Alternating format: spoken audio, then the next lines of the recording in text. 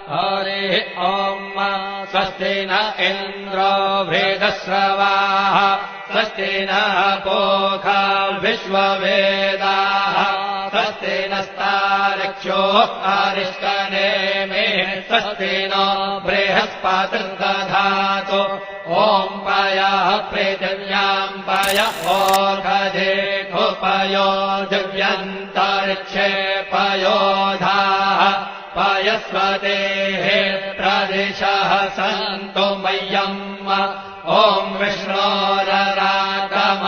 विष्णोः श्रोत्रेस्थो विष्णोः